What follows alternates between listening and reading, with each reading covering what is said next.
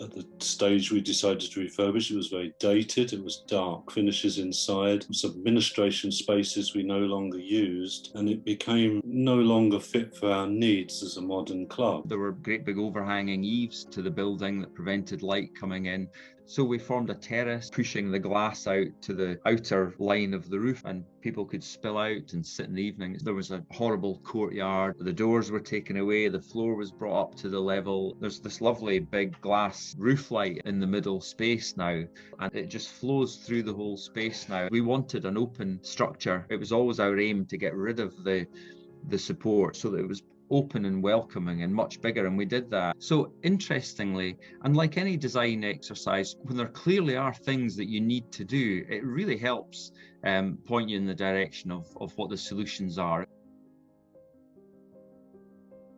The church hall was built in 1937 onto a Victorian church built in 1860-something, and the link block had a most convoluted connection. It was through an old window opening, and the staircases were so narrow. The conclusion we all came to was that we could do away with the staircase going up before it went down. It could go level and down, and we could put a decent door in it. And the tiling in the narthex was sort of put together with great care. I mean, the decoration is quite striking. And the lights, in fact, the 1950s lights by George Nelson, who was an American architect, they provide a really quite a theatrical element to the stair. And the stair is the sort of stair that you actually enjoy going up or down. There's a nice handrail that flows properly.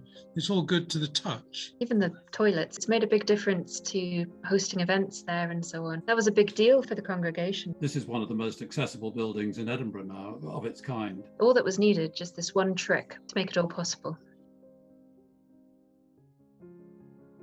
What the authority were looking for was something that would enable learning to take place in a different way from the way it had been possible to in the old building.